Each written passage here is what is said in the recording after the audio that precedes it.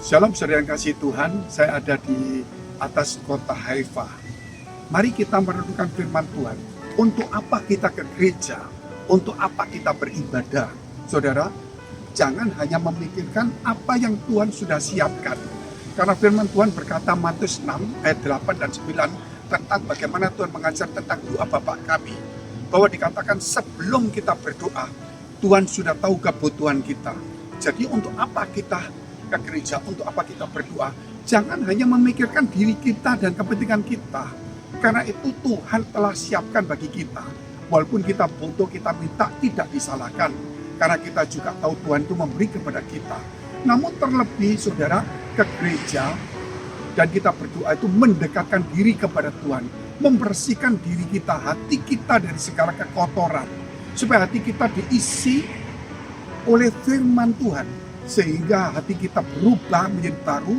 Karena hati kita adalah rumah Tuhan. Di mana Tuhan akan mendiami kita. Dan jadikan hati kita sebagai ruang maha kudusnya Tuhan. Kenapa saya katakan ruang maha kudus? Karena disitulah Tuhan bertakhta. Dan firman Tuhan berkata, tidak tahukah kamu bahwa tubuhmu adalah bait Allah dan roh Allah yang hidup ada pada kita. Sehingga kita tidak perlu takut kalau kita ke gereja. Kalau kita sebagai umat Tuhan, dan kalau kita sungguh-sungguh datang ke Tuhan, bukan cuma karena kita butuh uang, butuh kebutuhan sesuatu, butuh cari teman di gereja, butuh cari income di gereja, bukan. Tapi kita butuh kehidupan, kita butuh Tuhan sebagai sahabat kita. Sehingga saudara, di gereja itu kita tidak ada yang namanya berdagang, pinjam-pinjam, motivasi-motivasi yang salah. Tetapi hati kita suci, benar-benar ingin mencari wajah Tuhan. Dan bukankah firman Tuhan berkata, carilah Tuhan selagi dia berkenan ditemui. Saudara, kerap kali kalau Tuhan berkenan ditemui, kita tidak mau mencari Tuhan.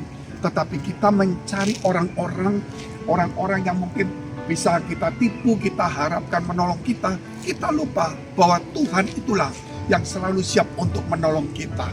Haleluya saudara, mari kita perbaiki kekristenan kita hari ini. Jangan jadikan gereja sebagai tempat berhala, sebagai tempat dewa-dewa untuk meminta, menyembah, untuk memperbaiki saudara apa yang kita butuhkan. Tapi kita harus memperbaiki hubungan kita dengan Tuhan. Sampai jumpa, Tuhan Yesus memberkati.